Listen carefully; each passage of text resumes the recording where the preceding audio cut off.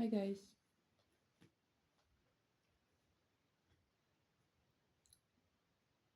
Food,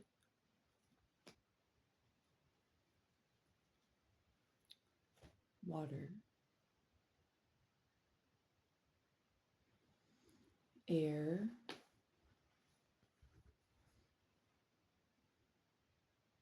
shelter,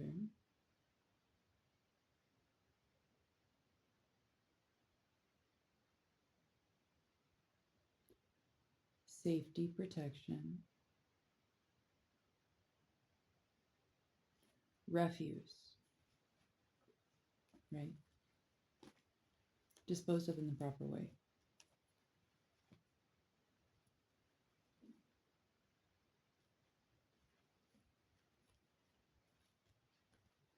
Nurture, enjoyment, attachment,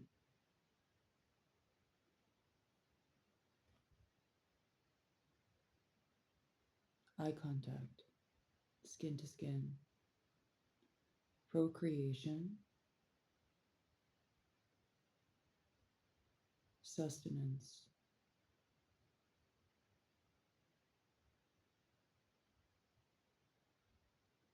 survival.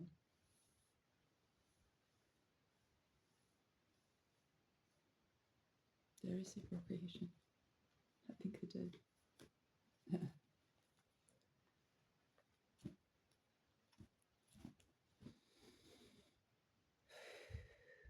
One more step out.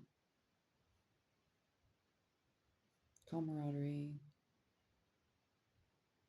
awareness,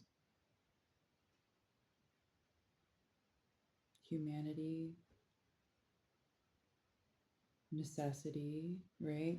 I'm not really doing Maslow's. This is something different. This is just like conceptualizing importance.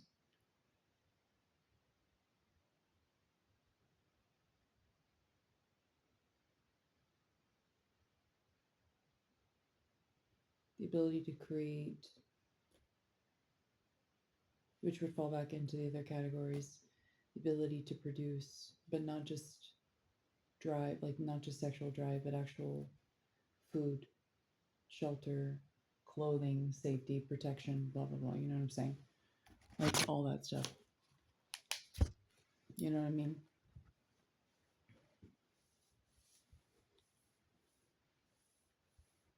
Skill sets to produce for survival, right? Fire. Fire's big. Okay, like the ability to produce fire without fuel and understand like what burns appropriately for long periods of time for different tasks, whether it be for like cleansing, uh, cooking, cleansing and cooking, like sterilization, cooking, cleaning.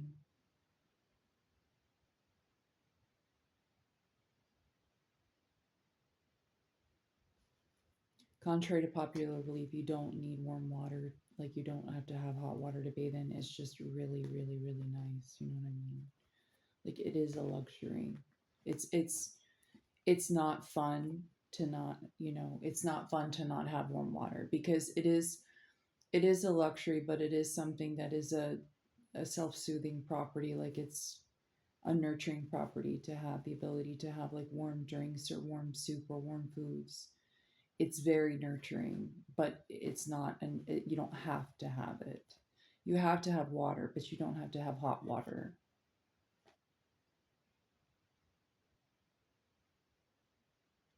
But fire is a gift. It is a gift. Fire is one of the most amazing gifts. It's so wonderful to have fire and the ability to know how to make fire without fuel, and then the ability to make fuel to make fire, either, sustain itself, like whether that be an element like a pressurized coal that you've been able to figure out, or like a certain type of wood or conglomerate of things, or like a special kind of like fuel that allows fire to light faster so that you can create more heat faster or sustain faster or get past the dampness of certain materials to overpower to dry it out faster and let it burn. That's a wonderful thing.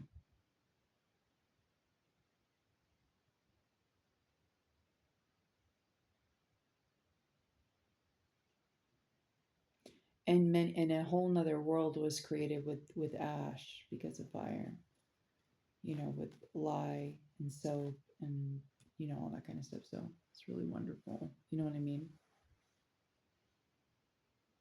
But back to the idea of layer three would be like humanity, acquaintance, camaraderie, human necessity, maybe friendship.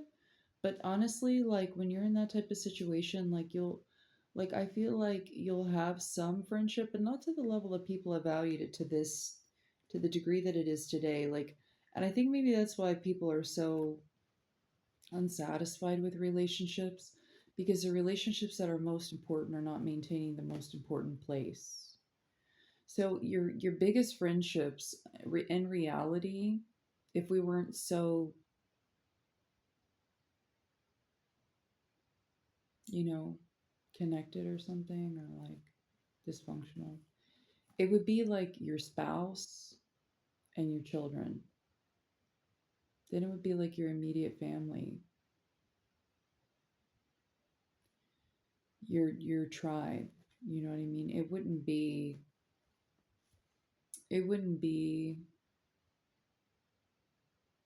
all these other things that people are creating, or this need for, like, I mean, have you ever stopped to look at like what the hell is going on in the world today with like things like we've talked about, the highest paid Skid Row of Hollywood, like the insanity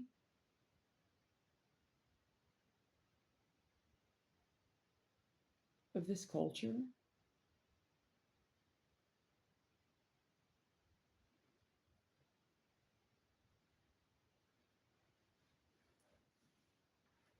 Even to have a degree, people like idolize that. To have like degrees,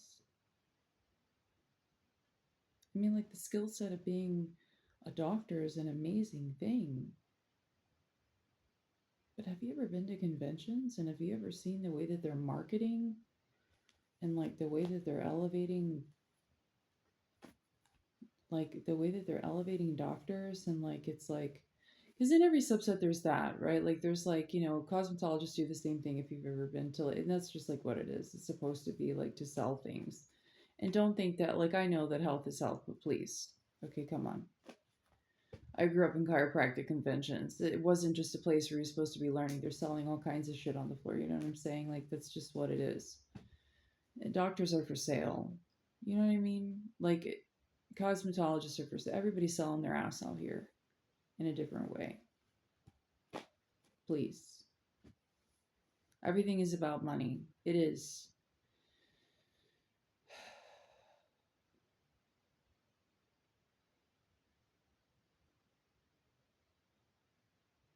Back in the day, like the town doctor was a duty. It was almost like being a pastor or something.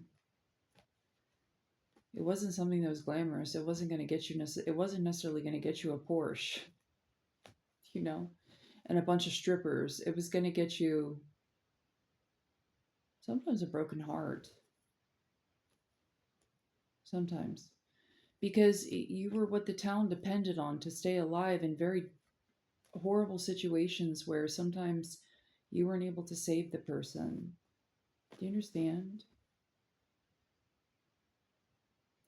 Now, a lot of times, I feel like it's the doctors that need saving.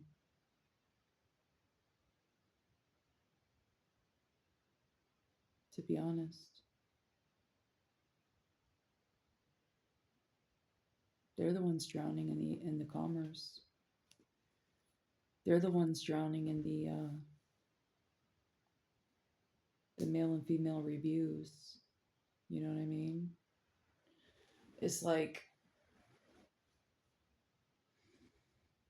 what restaurant are we going to eat at tonight? Like, what doctor? It wasn't like that before. Same with the barbers. Like, if we're talking about like how much we progress, and there's a price to progress, and there's disadvantages to not having it, right? So it is what it is. But I think the thing I was thinking about on my walk home tonight was the importance of keeping your eyes on your own paper.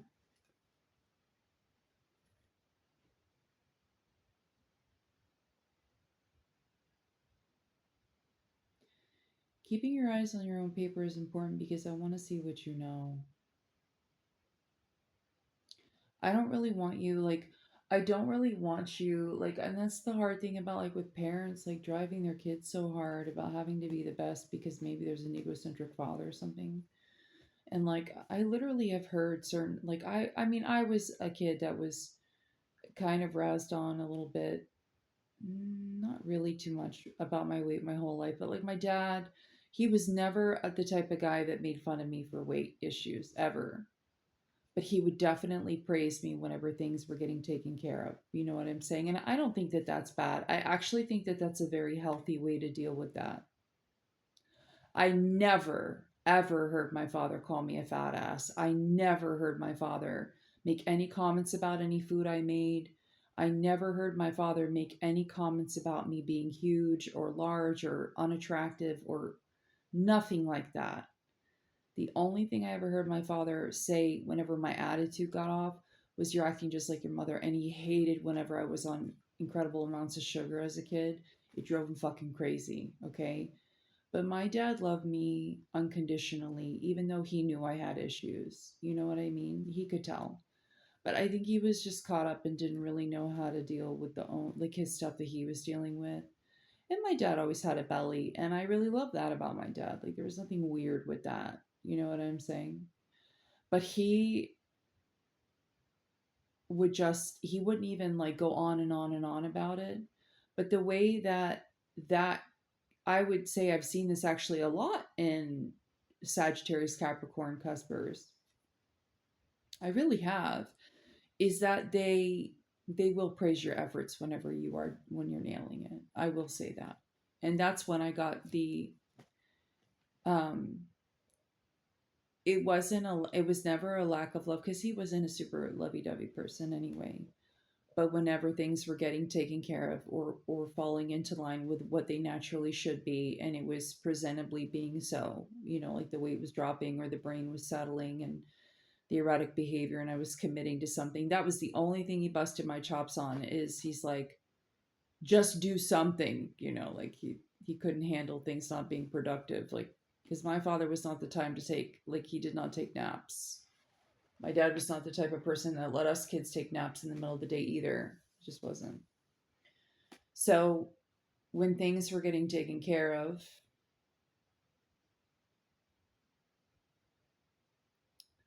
he would say, "I'm very proud of you." And I thought that was really sweet. And and I don't think that that's a negative way to deal with it. I never felt deprived, and I'm really glad. Oh, there was one time. There was one time, and I think I've talked about this. There was one time that he did freak the hell out on me and was really disappointed at me, and that's when I quit my job at Sal's. But I didn't even get to explain to him that the cook was making horrible, disgusting sexual advances at me. He was a bald guy, a gross, disgusting bald guy in his 40s who was a fucking washout, that was working for the Italian place, and he was totally making disgusting, derogatory advances towards me. And I was only like 15 years old as a bus girl at Sal's. And my dad was so proud that I was getting a job, you know, working for Sal's. And when I quit, he got so fucking mad at me. He literally flipped his lid on the phone. He was so, so mad.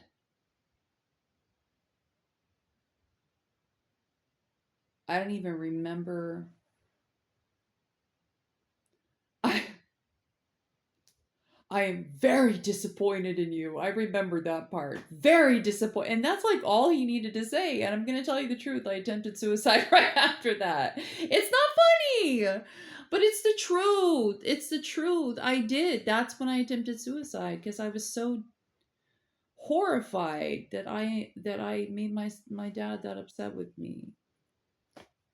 I was. That's why I attempted suicide. It wasn't anything else. It was that I disgraced my father by quitting my job because a guy was sexually harassing me, but my dad didn't he didn't know that.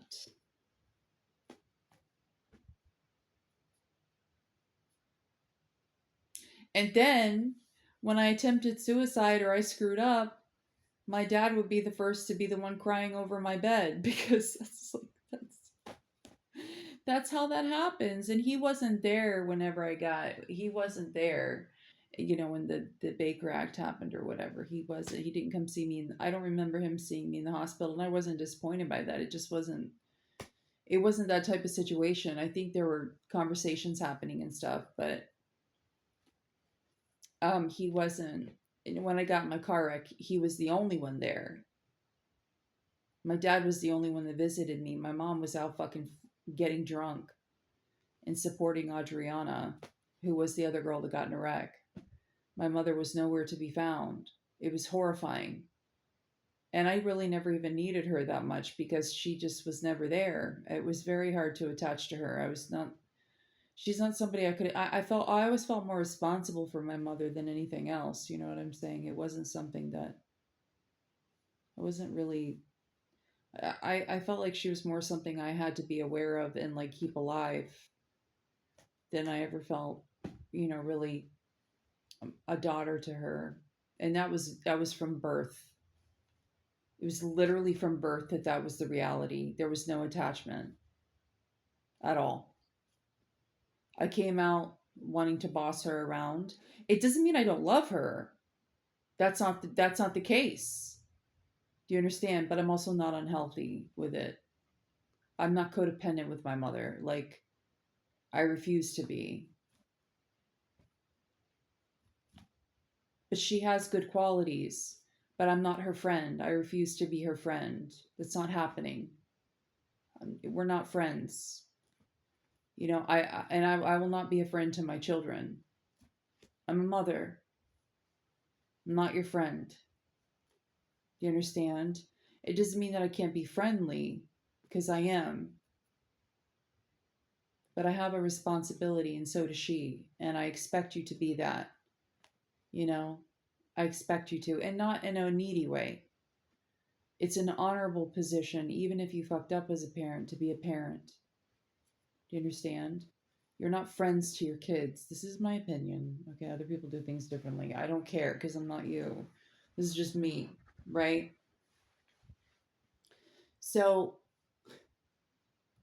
I off myself because I disappointed my dad. And thankfully I survived. And then when I had my car wreck, um, I think the car wreck was first, and then it was the job situation. Because, like, I was bored, and my mom was off. Sometimes I feel like these things turn in.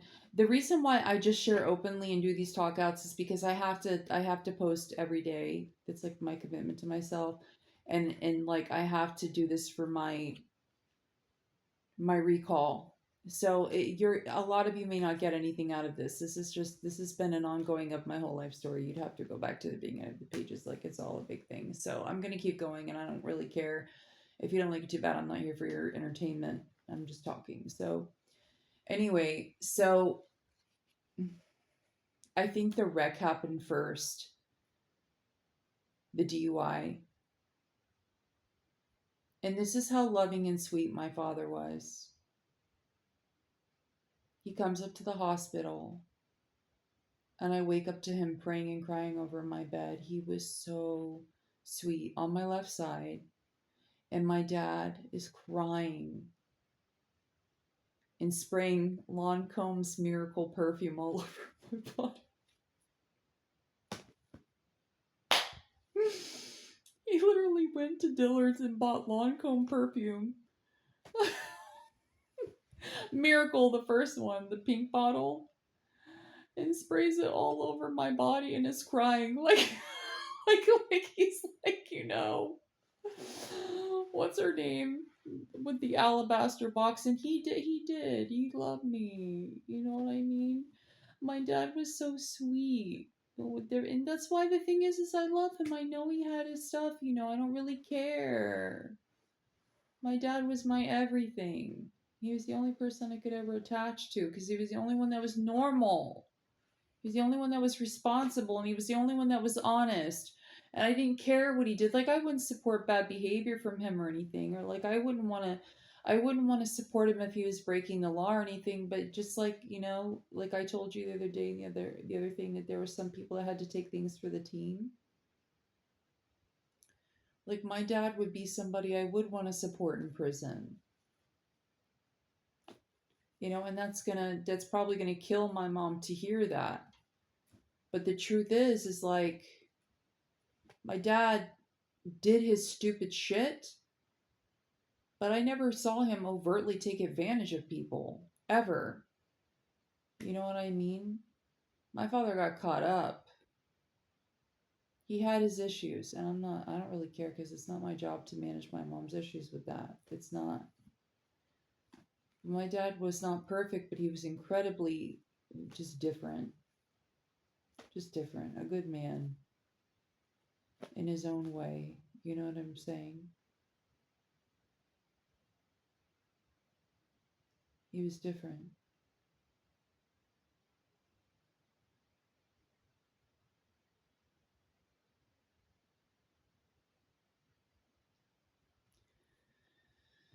Those are the people that we love in our life,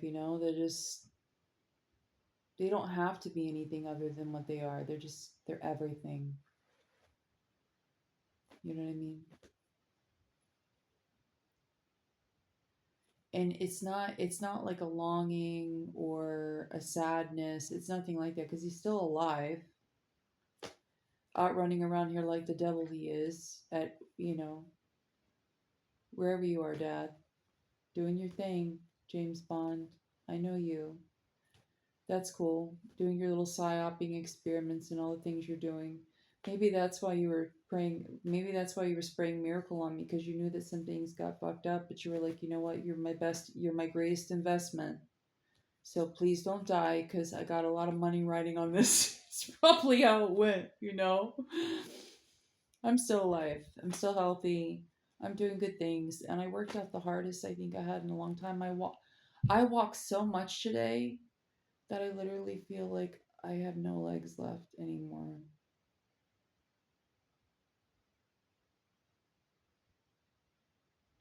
It's so good for me.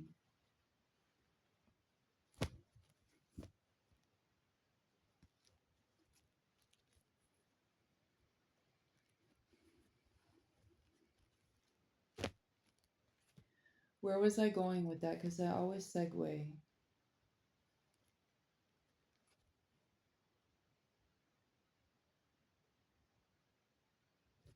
I feel bad for doctors today.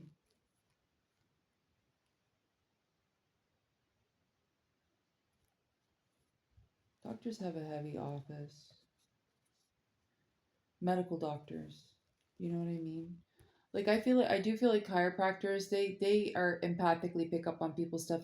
And my dad was a very caring doctor. He really cared about his patients and could feel their pain, and he was very empathetic and very giving. I remember my dad paying for people's Christmases and paying their bills. I would walk in and see him handing people money, and it wasn't for weird things. You know what I mean? It was so that a woman could provide food for her family. My dad did these things, and he did it for people of all cultures. You know what I'm saying? It wasn't just white people or black people. He was really, really, really multicultural and very, very sensitive and loving to people. Very, very generous man.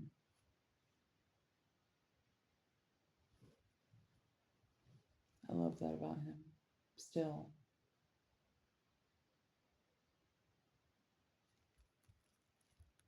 Dad, why are you so heavy in the reading tonight? Got a lot of people in their head. I don't know what you guys are going to do with that energy, but you got to get out of here with all that, okay? So no more. Happy, come on, get happy.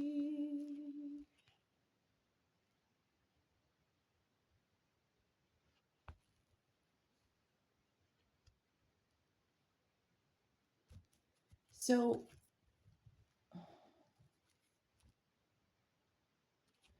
keeping your eyes on your own paper. Do you know another reason why I want you to keep your eyes on your own paper? It's not only because I want to see like what you know, but the other thing is when your eyes are outside of your own focus, I want you to know that sometimes it's not you looking around. I want you to know that there are things that are like really, really hungry for your attention. Sometimes when you see beautiful people, it's not your lust or your it's not your lust and it's not your desire to be covetous. Sometimes it's theirs that you're picking up on. What would make a person have to look that good or look that wealthy stepping out of a house? And I'm not talking because, like, a lot of times the really, really wealthy people look broke as hell. They do. They don't care. I've noticed that a lot, especially when they get older. Like, they literally will wear the trashiest, most retarded clothes and like drive the most ridiculous cars. And it kind of cracks me up because those people are like so freaking wealthy. And the crazy thing is like well, I'll say my mom, but there's women that I know that just can't stomach that because they have a desire to be seen, a need to be seen a certain way in society, a need to be valued for what they like look like or how much they have. So when I say like be advised that not all of that lust that you think that you're experiencing is yours, it's good for you when you see a beautiful woman to look away. It's good for you when you see a beautiful car and begin to feel down about yourself not being in a certain bracket to look away and start to thank God for what you have in your hands or what you're, what you have produced or like, whatever. My lighting is getting dimmer. It's good for you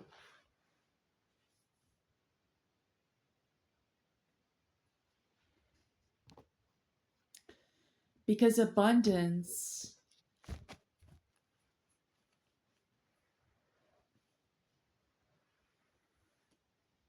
being rich, is being in your right mind. Okay. And it's having food that you know does good by you, you know what I mean? Or like um it's having clean water. It is. It's having a roof over your head in any situation. You could have a house with no lights and be grateful and probably be happier because you're not a part of a scam. That makes me feel good on the inside. hmm It makes me feel good on the inside that I don't give a shit about this house because it was purchased with thug money. Do you understand what I'm saying? I don't fucking care. It makes me feel good inside that people tried to destroy my ability to take care of the house on top of already making the mistake of dragging me into this. Do you understand what I mean? Because I'm not responsible for that. I'm not. Because I would have never done that if I were in charge. Never. Mm-mm. I would have never bought something that could be ripped out from underneath me. I would have never got married to something that could have been false. I would have never produced a lifestyle I couldn't sustain because whenever, and I think there are those of you out there that will agree that whenever you know what it's like to see everybody lose, I mean, like, that's the only thing I knew was seeing people lose everything. So why would I go do that after working so hard to not be like that? I saw the pattern, right?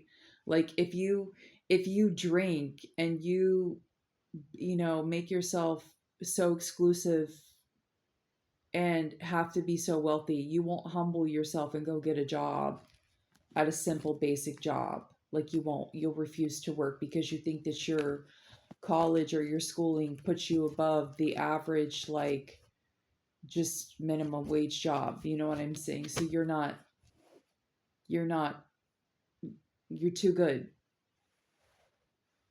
But that's also the same, like you being too good is also it also equals broke, because you're not willing to do anything because you think you're too good for it, so that's crazy to me.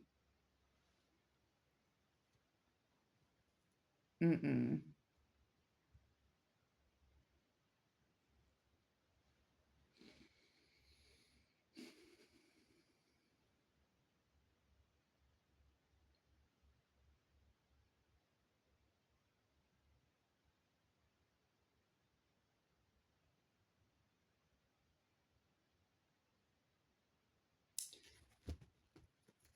Next thought.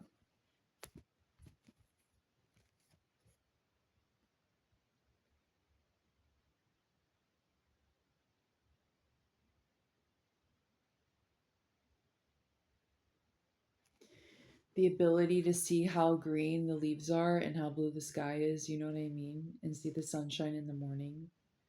And maybe you're lucky enough to wake up to some pets, because I have to tell you, like, I adore my cats, and they're with me for now because I'm able to provide for them with some things now. You know what I mean? Maybe a day will come, well, I'll have to change that up. I don't really hope so because I'm very committed to my animals. But should something change and I have to, let a child take them or something and let them be blessed by them, I would do that. I do, but otherwise, I would still be committed. I'm committed to my animals as a child. Um, I'm a mom. You know what I mean? They were given to me. They were birthed in my house. My little angels. But maybe you're lucky enough to have a pet greet you. That's wealth. It is. Even a fish. I used to love this little beta fish I had. His name was Shark, and it was the only pet I was allowed to have when I was first married to the gay guy. You know what I mean? The fake gay LARP husband or something, whatever he was supposed to be.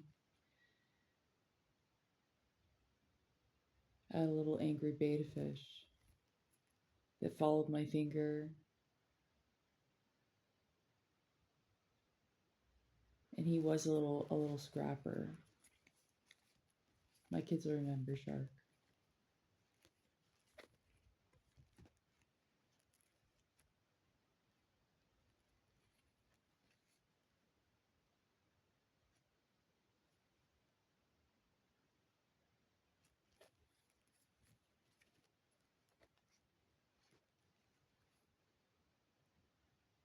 Spirit, what's in the energy tonight?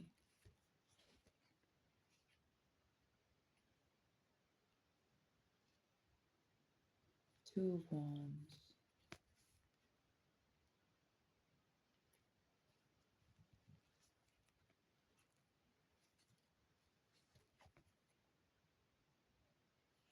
Somebody is doing hex work though. hmm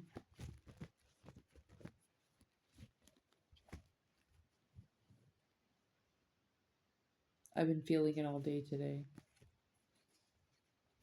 There's somebody doing an extreme amount of hex work. Somebody speaking an extreme amount of negativity and hatred towards me. I feel it. Hmm. Several pastors, too. You know what I mean? And the thing is that I don't fucking care. You're welcome.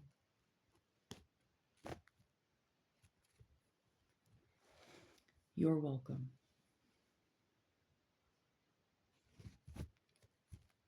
You're going to sit here and tell me that you've been happy with your life anyway? Can't be. You watch too much porn. You drink too much. You steal too much. You lie too much to be happy. You're welcome.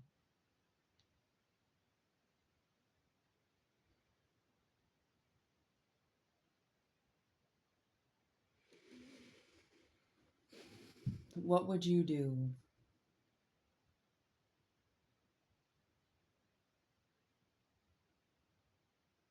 if value or superiority or survival of the fittest didn't matter? Who would you be? What would you build? What would you become? What would you be willing to maintain?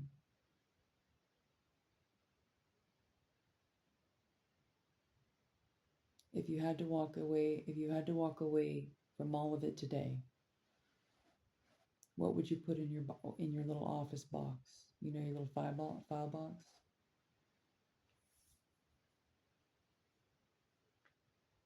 What would you keep? Because you can't keep it all.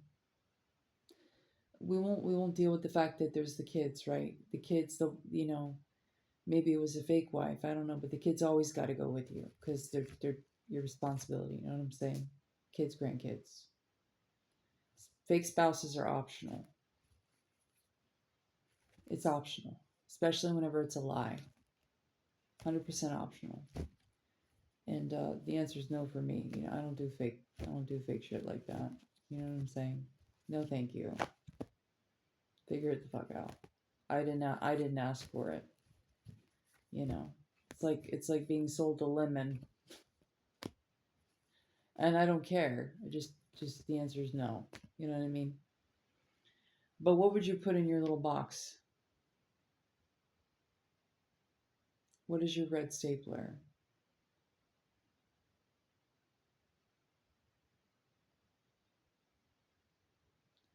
Value doesn't matter. People's opinions don't matter.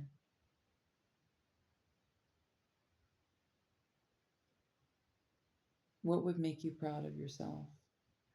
What would make you feel good?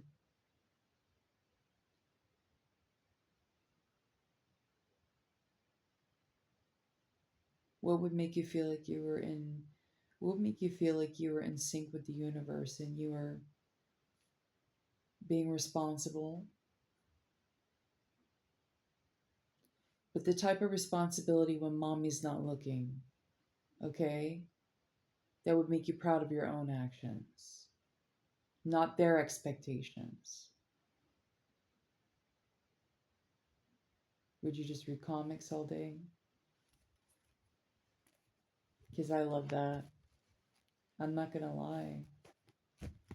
I could sit down and read Calvin and Hobbes and Far Side Gallery for quite a while and really be happy. I do love Sunday comics too. The big spread, right?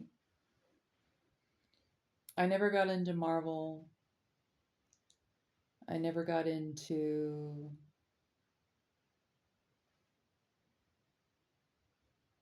I don't know, there was Marvel and there was something else. What's the other one? Justice League. Is that Marvel? Because there's Marvel and then there's like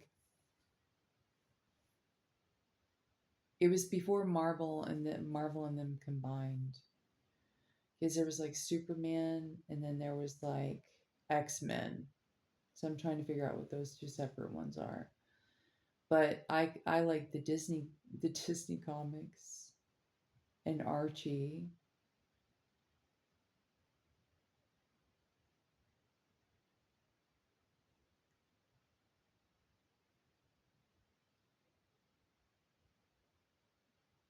It's amazing. And not online. No. Books, paper. Do you understand? Like a magazine. But I like the editions, the book, the ones that have all of them in them.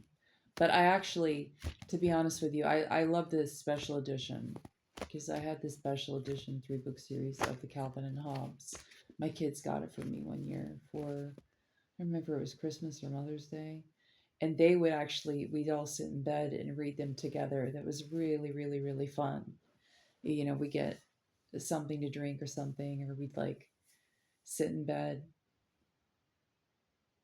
the 2 older ones and I, and then the baby would be there, and we'd be reading Calvin and Hobbes. That's not something that I wanted to read aloud to them. They laughed reading them themselves. It was really cute. They'd steal my books. So I liked the single books too, because you could just grab one and kind of keep it with you, and then um, it's a lot of fun.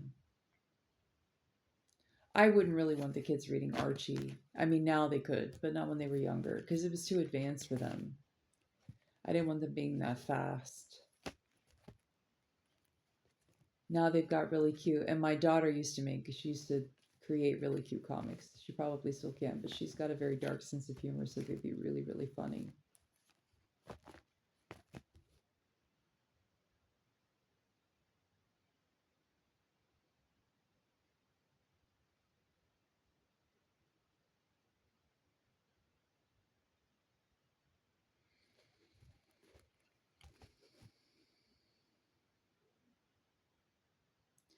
Another incredible artist would be the Sunday Post. The All American painter, what's his name? I can't remember his name.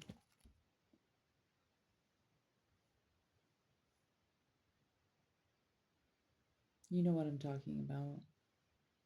That American artist from the 1940s, 50s, 30s, 40s, 50s.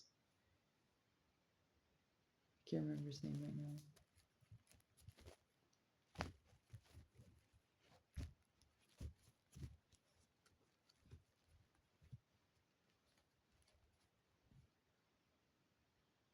When's the last time you sat down and read a book?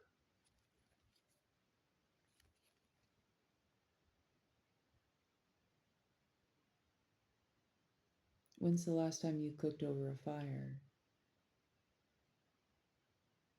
Boiled your own water from a fire and not from a gas stove?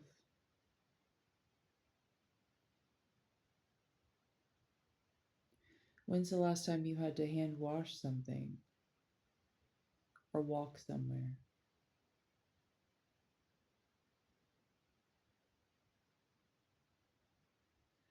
Or have a conversation with somebody just because, not for any other transactional purpose?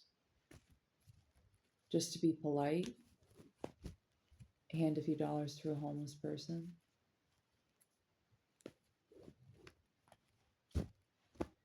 Take your own shoes off at your front door to keep your home sacred?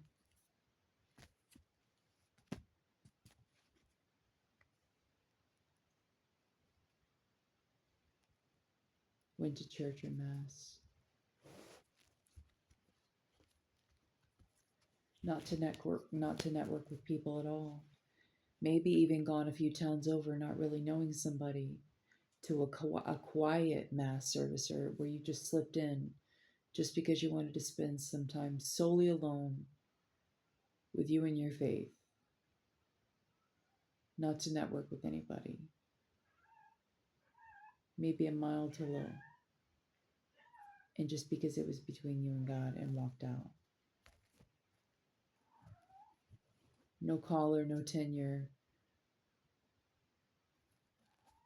No being known. Come here, baby.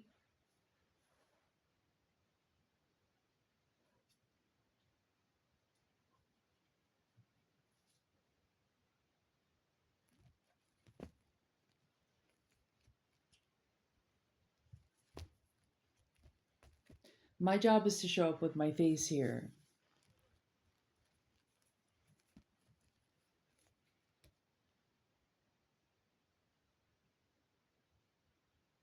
My job is to keep talking.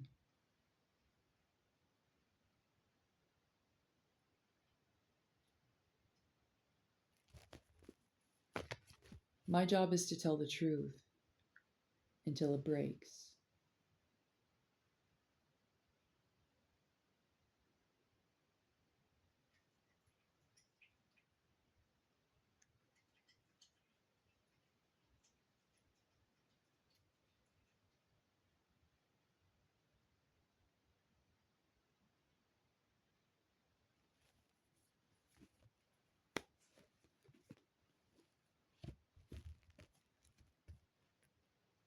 My job is to just keep moving.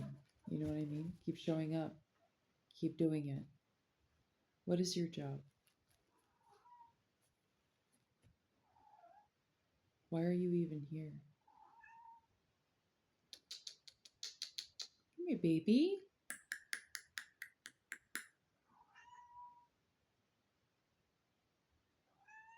I hope this finds you guys doing well.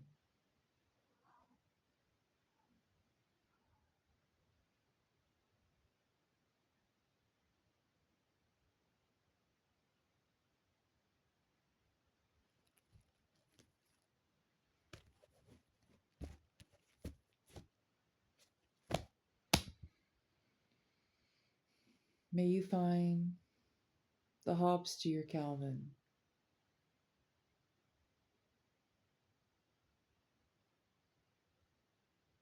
the far side of your galaxy.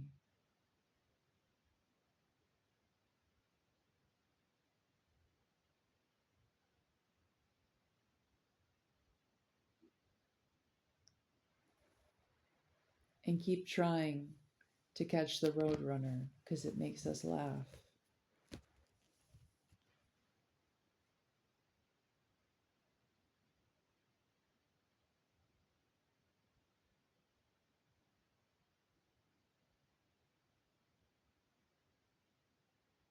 Okay?